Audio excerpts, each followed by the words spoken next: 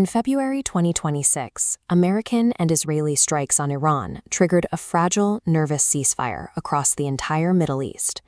To prevent a total collapse of global energy markets, the diplomatic scramble centered entirely on Islamabad. Washington needed a neutral, reliable bridge to Tehran, and they bet everything on Pakistan to play the peacemaker. The United States heaped praise on their host. President Trump even publicly honored Pakistani Army Chief Asim Munir for facilitating the dialogue. Vice President J.D. Vance flew in to lead a historic marathon summit face-to-face with Iranian officials.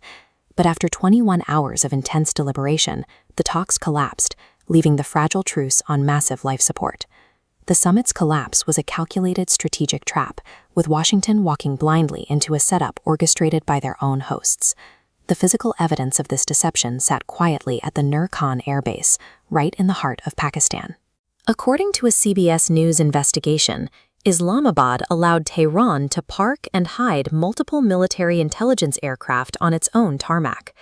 This timeline shows how the arrival dates of those Iranian planes perfectly overlap with the U.S.-brokered ceasefire window. Pakistan was actively shielding Iranian assets from American strikes. The sabotage extended directly to the negotiating table, where Pakistani officials acted as a filter rather than an impartial bridge. They softened Washington's strict demands before delivering them, and simultaneously fed American delegates an artificially positive version of Tehran's negotiating position. This distortion bought Tehran critical time to dig its heels in on its core, non-negotiable demands regarding its nuclear program and control over the Strait of Hormuz. Islamabad weaponized its reputation for neutrality, operating as a proactive shield for both Iranian military hardware and diplomatic leverage. Why would a country reliant on American financial goodwill risk completely sabotaging a major global peace deal? The answer lies in the China constraint. The Pakistani military machine operates almost entirely on Chinese hardware, software, and training. This bar chart compares international arms supplies to Pakistan. Beijing provides a staggering 80% of all major imports, making true strategic independence mathematically impossible. Beijing also holds a comprehensive strategic partnership with Iran, aimed directly at securing Middle Eastern energy while circumventing U.S. sanctions.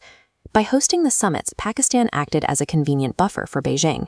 It stalled American regional influence without China stepping out of the shadows. The peace talks were an illusion.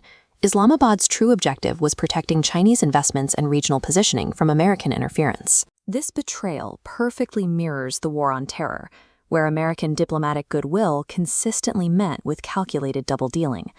While smiling for the cameras with American delegates, Pakistan's foreign minister was quietly holding backdoor meetings with China, Russia, and Iran to block the establishment of any new U.S. military bases in the region. Political scientists classify this exact behavioral pattern under a formal framework known as strategic hedging. The state absorbs short-term financial bailouts and tactical favors from Washington, while strictly avoiding ideological alignment to favor alternative, anti-Western governance structures. You can see the physical anchor of this strategy at Gwadar Port. Massive, Chinese-controlled infrastructure projects have permanently shifted the country's economic center of gravity away from the West. No matter how much outreach Washington attempts, Islamabad has placed its ultimate chips on a multipolar order dictated by Beijing. The illusion of Pakistani neutrality has completely dissolved.